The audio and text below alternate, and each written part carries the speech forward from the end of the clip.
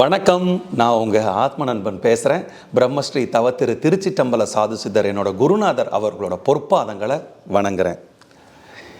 நம்மளோட எதிரிகளை வெல்வது எப்படி, இந்த பதிவில் நம்ம அதுதான் பேச போகிறோம். நமக்கெல்லாம் கண்டிப்பாக எதிரிகள் இருப்பாங்க. 100% எதிரிகள் இருப்பாங்க. அவங்க எப்படி தெரியுமா இருப்பாங்க? நம்ம நண்பர்களாக இருக்கலாம், நம்ம உறவினர்களாக இருக்கலாம், ஏன் நம்ம சகோதர சகோதரியை கூட இருக்கலாம், அப்பா அம்மாவை கூட இருக்கலாம், யார் வேணா இருக்கலாம்.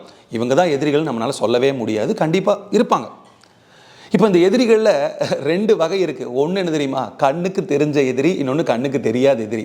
இப்போ ஒருத்தர் பிஸ்னஸ் பண்ணுறாங்கன்னு வச்சுக்கோங்களேன், ஆப்போசிட் கடைக்காரரு இவர் என்னோட வளர்ச்சி பூரா தடை பண்ணிகிட்டே இருப்பார், அப்போ கண்ணுக்கு தெரிஞ்ச எதிரி. இன்னொருத்தங்க ஃப்ரெண்ட்ஸ் இருப்பாங்க, பாடுறா உன்னை என்ன பண்ணுறான், பாடுறா என்னையே நீ ஏற்று பேசிட்டே, உன்னை பாடுறா என்ன பண்ணுறான், இதெல்லாம் கண்ணுக்கு தெரிஞ்ச எதிரி. இவங்களெல்லாம் என்ன பண்ணணுங்கிறது நமக்கு கொஞ்சம் தெரியும். ஸோ இந்த மாதிரி பண்ணால் இவங்க கொஞ்சம் இப்படி டிசப்பாயிண்ட் ஆவாங்க, இல்லை ஏதாவது மாற்றி பண்ணுவாங்கன்னு நமக்கு கொஞ்சமாவது நாலேஜ் இருக்கும், அவங்கள பழி வாங்கிறதுக்கு இல்லை சமாளிக்கிறதுக்கு. ஆனால் இந்த கண்ணுக்கு தெரியாத எதிரி இருப்பாங்க, எங்கே இருக்கிறாங்க, எங்கேருந்து வேலை செய்கிறாங்கன்னே தெரியாது. அவங்கள சமாளிக்கிறது கொஞ்சம் உண்மையிலுமே கஷ்டமான விஷயந்தான். ஆனால் இப்போ நம்ம அந்த 2 எதிரிகளை பற்றி பேச போகிறோம். அந்த 2 எதிரிகளுக்கும் ஒரு சமமான ஒரு விஷயம் இருக்குது. என்னென்னா, அவங்க செயல்களை 3 வகையாக பிரிக்கலாம். அதாவது கண்ணுக்கு தெரிஞ்ச எதிரியாகட்டும், கண்ணுக்கு தெரியாத எதிரியாகட்டும், அவங்க பண்ணக்கூடிய விஷயங்கள் 3 வகையாக பிரிக்கலாம். ஒன்று என்ன தெரியுமா? முதல் வகை, அவங்க செயல்கள் எப்படி தெரியுமா இருக்கும்? அவங்களே மனசில் போட்டு புழுங்குவாங்க. இதுதான் ஃபஸ்ட்டு ரகம். எப்படின்னா, நம்மளோட வளர்ச்சி, நீங்கள் நல்லா ஏதோ ஒரு துறையில் வளர்ச்சி அடைஞ்சிட்டிங்கன்னு வச்சுங்களேன், உங்களோட எதிரி இருக்கிற என்ன தெரியுமா நினைப்பான்? பாரு எப்படி வளர்ந்துட்டான் பாரு, இந்த நாய் மட்டும் எப்படி இப்படி வளர்றான், இவனுக்கு மட்டும் எப்படி, நானும் அவனை மாதிரி தானே இருக்கேன் அப்படின்னு அவங்களுக்குள்ளே புழுங்கிக்குவாங்க. ஒளிஞ்சு பொறாமையில் வெடித்து காய போடுவாங்க. ஆனால் அவங்களால எந்த பிரச்சனையும் வராது. ஆனால் அவங்க எண்ணங்கள் நம்மளை 100% பாதிக்கும். ஏன்னா அவங்க நம்ம கூடயே இருப்பாங்க, நம்மளை பார்க்கும்போதெல்லாம் நடிப்பாங்க. நல்லா இருக்கடா, நீ பண்ணியிருக்க நல்லா இருக்கடா, சூப்பராக இருக்கடா, பிரம்மாண்டமாக இருக்குன்னு சொல்லுவாங்க. ஆனால் மனசில் அப்படியே மருகுவாங்க, இப்படி வளர்ந்துட்டானே இப்படி வளர்ந்துட்டானே. அது ஒரு எதிரி ரகம். அதுவும் எதிரி தான். ஏன்னா கல்லடி பட்டாலும் கண்ணடி படக்கூடாதுன்னு சொல்கிறாங்கல்ல, ஆனால் கூடவே இருந்துட்டு கைபாம் மாதிரி இருப்பான். ஸோ அது முதல் ரகம். 2வது ரகம் என்ன அப்படின்னா, நம்மளை பற்றின விஷயமெல்லாம் தெரிஞ்சு நம்ம வளர்ச்சியெல்லாம் தெரிஞ்சுட்டு மனசுக்குள்ளே மறுகிறது இல்லாமல் அடுத்தது ஒரு ஸ்டெப் மேலே எடுத்து வைக்கிறது. என்னென்னா, கூட இருக்கக்கூடிய சக மனிதர்கள்கிட்ட நம்மளோட நெகட்டிவ் விஷயத்தை பரப்புறது. அதாவது கொள்கை பரப்பு செயலாளர் மாதிரி, சரிங்களா? இந்த செய்தி தொடர்பு செய்தியாளர் மாதிரி, டே உனக்கு தெரியுமா அவன் இப்படி பண்ணியிருக்கிறான் தெரியுமா, பாரு எங்கிட்ட அந்த எவிடன்ஸ் இருக்குது. இது என்ன அப்படின்னா, நம்ம 100% நல்ல விஷயங்கள் பண்ணியிருந்தாலும் ஏதோ ஒரு 5%, 10% நம்மளே அறியாமல் ஏதாவது ஒரு சின்ன விஷயம் பண்ணியிருந்தோம்னா அந்த விஷயத்தை எடுத்து பிரதானப்படுத்தி அதை பரப்புறது எல்லாத்துக்கிட்டையும். அப்போ இந்த எதிரி 2வது வகை எதிரி எப்படி அப்படின்னா, மனசாலையும் புழுகுவாங்க, கொஞ்சம் ஒரு 30-40% இந்த வேலையும் செய்வாங்க. அவன் அப்படிப்பட்டவன், அவன் நம்மளை பற்றி கெட்ட விஷயங்களை பரப்புறது. இது 2வது வகை எதிரி. 3வது வகை எதிரி இருப்பாங்க, செயல்களிலே ஈடுபடுறது. எப்படி தெரியுங்களா? நம்மளை முழுசும் க்ளோஸ் பண்ணுறது. அதாவது ஒரு இடத்துக்கு நம்ம போய் அந்த இடத்துல ஒரு வேலை செய்கிற மாதிரி இருந்ததுன்னா அந்த இடத்துக்கு இவங்க முன்னாடி போய் அந்த இடத்துல இவங்க வர்றதுக்கு முன்னாடி அந்த வேலைகள்லாம் செஞ்சு நம்மளை அங்கே போய் எந்த வேலையும் செய்ய விடாமல் அழிச்சிடுறது. நம்ம அங்கே போனால், இல்லைங்க உங்களுக்கு இந்த ஆர்டர் கேன்சலுங்க, எங்களால் உங்களுக்கு சப்போர்ட் பண்ண முடியாதுன்னு சொல்லி கிரவுண்டு ஒர்க் பண்ணி செயல்களில் ஈடுபடுறது. அந்த 3வது வகை எதிரி எப்படி தெரியுங்களா? மனசாலையும் மருகுவான், பரப்பவும் செய்வான், செயல்களையும் ஈடுபட்டுருவான். நம்மளை எந்த இடத்துலலாம் முடக்கி வைக்கணும், அவமானப்படுத்தணும், கேவலப்படுத்தணுங்கிற விஷயத்தில் இறங்குவான். பிரியமானவர்களே, நான் 100% உறுதியாக சொல்லுவேன், நம்ம இந்த பிரபஞ்சத்தில் நம்ம வாழ்கிறோம். நம்மளை சுற்றி இந்த 3 வகையான 3 செயல் புரியக்கூடிய எதிரிகள் எப்போவுமே இருந்துக்கிட்டே இருப்பாங்க.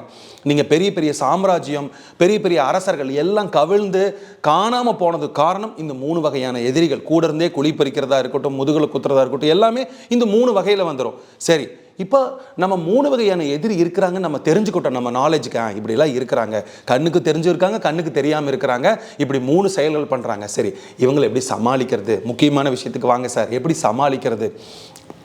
இப்போ நம்மெல்லாம் காக்கா மாதிரின்னு வச்சுக்கோங்களேன், சும்மா கான்ட்டே இருக்கக்கூடாது. ஏன்னா நமக்கு ஒரு விஷயம் நம்ம ஒரு எதிரி மூலமாக நடந்தது, கண்ணுக்கு தெரிஞ்ச எதிரி மூலமாக நடந்தாலும் கண்ணுக்கு தெரியாத எதிரி மூலமாக நடந்தாலும் நம்ம சும்மா காக்கா மாதிரி கான்னு கத்திக்கிட்டு இருக்கக்கூடாது, அவனை திட்டிக்கிட்டு இருக்கக்கூடாது. நம்ம அமைதியாக இருக்கணும். எப்படி தெரியுமா? கழுகு மாதிரி அமைதியாக இருக்கணும். கழுகு பாருங்கள், அதிகமாக கத்தாது. என்னைக்காவது ஒரு டைம் தான் கே அப்படின்னு ஒரு கத்தும், மற்ற சமயத்தில் கத்தவே கத்தாது. தன்னோட முழு சக்தியும் அது என்ன பண்ணுன்னா மேலே போகிறதுக்கு மட்டும்தான் பயன்படுத்தும். ஏற்படுத்தும். மற்ற சமயத்தில் சும்மா காக்கா மாதிரி காக்கான்னு கத்திட்டு இங்கேயும் அங்கேயும் பறந்துட்டு பிரச்சனையை கிரியேட் பண்ணிக்கிட்டு இருக்காது. கழுகு ரேர், நீங்கள் பார்க்கவே முடியாது.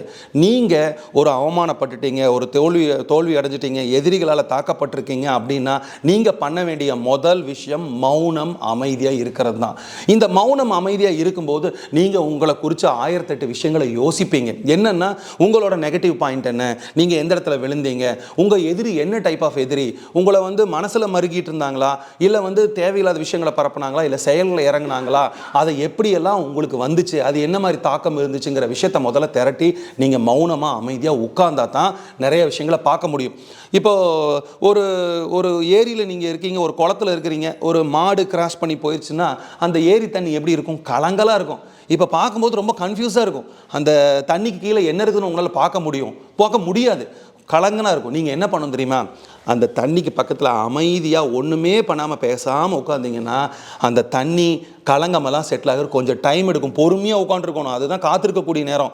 அந்த கொக்கு எப்படி நல்ல கொழுன்னு கிடைக்கிற மீனுக்காக காத்துக்கிட்டே இருக்குது பார்த்தீங்களா, அது மாதிரி நீங்கள் அமைதியாக இருந்தீங்கன்னா தண்ணி எல்லாம் அந்த கலங்கமெல்லாம் செட்டில் ஆனதுக்கப்புறம் இப்போ பாருங்கள் தண்ணி கிளியராக இருக்கும். அப்போது உங்களுக்கு கொஞ்சம் நேரம் தேவைப்படுது, கொஞ்சம் ஒரு பாஸ் தேவைப்படுது. நீங்கள் ஆடிட்டு இருக்கிறது உங்கள் செயல்கள் எல்லாம் முடக்கி கொஞ்ச நேரம் அமைதியாக இருக்கும்போது அந்த தெளிவு கிடைக்கும். தான் ஃபஸ்ட்டு பாயிண்ட்.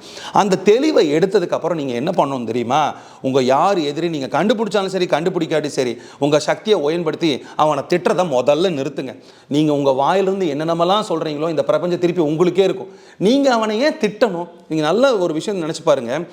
நீ நாசமாக போடா, நீ நிர்மலமாக போடா, நீ அப்படி போடா இப்படி போடான்னு உங்கள் வாயிலிருந்து வர வார்த்தைகள் உங்கள் எதிரிக்கு நீங்கள் பிரபஞ்சத்தில் வெளியிடுறத பிரபஞ்சம் என்ன தெரியுமா நினச்சிக்கும், ஓ இவனுக்கு இதுதான் பிடிக்கும் போல இருக்குது, ஓ இதுதான் இவன் விரும்புவான் போல இருக்குன்னு உங்களை அந்த நாசமாக போகிறது, கெட்டு போகிறது, இந்த மாதிரி விஷயங்களை கொண்டு வரும். அதுக்கு பதிலாக உங்கள் எதிரியை பற்றி நீங்கள் நினைக்காதீங்க. அடுத்தது அப்படியே திருப்புங்க, உங்களை பற்றி கொண்டு வாங்க.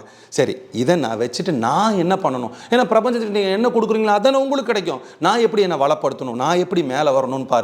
இன்னொரு விஷயம் கேளுங்க, நீங்கள் இங்கே இருக்கீங்கன்னு வச்சுக்கோங்களேன், நீங்கள் என்ன சொன்னாலும் இந்த உலகம் கேட்காது. நீங்கள் இங்கே வந்தீங்கன்னா கொஞ்சம் அவன் என்னமோ சொல்கிறான்ல அப்படின்னு கேட்கும். நீங்கள் கொஞ்சம் இங்கே வந்தீங்கன்னா அந்த ஆள் சொல்கிறதுக்கு கொஞ்சம் கருத்து இருக்குது. நீங்கள் இங்கே நின்னீங்கன்னு வச்சுக்கோங்களேன், மனிதனோட கழுத்து எப்போ இப்படி இருந்துட்டு இருக்குன்னு வச்சுங்களேன், அவங்கள சமமாக ட்ரீட் பண்ணும். அவனோட கழுத்து இப்படி போகணும் அப்படின்னா நீங்கள் இங்கே இருக்கணும். நீங்கள் இங்கே இருந்தீங்க அப்படின்னீங்கன்னா அவர் சொன்னால் கரெக்டாக தான் இருக்கும்னு சொல்லுவாங்க. இப்போ பாருங்கள், சும்மா ஒரு காமெடி விஷயந்தான். இப்போது நடிகர் சந்தானம் அவர்கள் இருக்காங்க, அவங்க விஜய் கூட ஒரு படத்தில் நடித்தாங்க. அந்த படத்தில் ப்ரோன்னு ஒரு வார்த்தை யூஸ் பண்ணியிருப்பாங்க. இப்போது அவர் சொல்கிறதுக்கு முன்னாடியே நிறைய பேர் சகோ, தலைவா, ப்ரோ இப்படி நல்லா நம்ம வட்டாரத்துலலாம் பேசிட்டு தான் இருந்தாங்க. ஆனால் அது உலக புகழ் அடையவே இல்லை. இப்போ யாரை பார்த்தாலும் பெரியங்க, high level people, low level people, middle class எல்லோரும் ப்ரோ வாங்க ப்ரோ நல்லா இருக்கீங்களா ப்ரோன்னு கூப்பிடுறாங்க. இதுக்கு காரணம் என்னென்னா, இது நம்ம கூடயே இருந்துட்டு இந்த வார்த்தையை சொல்கிறது இல்லை, நீங்கள் எங்கே இருந்துட்டு ஒரு வார்த்தையை சொல்கிறீங்கிறது ரொம்ப ரொம்ப முக்கியமாக இருக்குது. இப்போது யார் பேசுனா சர்ச்சைக்கு உள்ளாகுது, யார் பேசுனா பிரச்சனை வருது, யார் பார்க்குற இடத்துல இருக்கிறாங்களோ அவங்க பேசுனா பிரச்சனையாகுது, சர்ச்சைக்குள்ளாகுது. அப்போது நீங்கள் வளரணும், அமைதியாக வளரணும், ஆனந்தமாக வளரணும், சந்தோஷமாக வளரணும். உங்களோட வளர்ச்சியில் நீங்கள் மேல் நோக்கி போனீங்கன்னா நீங்கள் சொல்கிறத மக்கள் கேட்பாங்க, நீங்கள் சொல்கிறத நம்புவாங்க, நீங்கள் சொல்கிறதுல அர்த்தம் இருக்குன்னு நினைப்பாங்க. ஆனால் நீங்கள் மக்களோட மக்களாக இருந்தீங்கன்னா உங்களோட வார்த்தைகள் இப்போ எப்படி கூட்டத்தில் கோவிந்தா போகிறதுன்னு சொல்கிறாங்க பார்த்தீங்களா, அந்த மாதிரி தான் நடக்கும். நீங்கள் கூட்டத்துக்குள்ளே கோவிந்தா தவிர வேறு என்னென்னமோ சொல்லிக்கிட்டு இருப்பீங்க.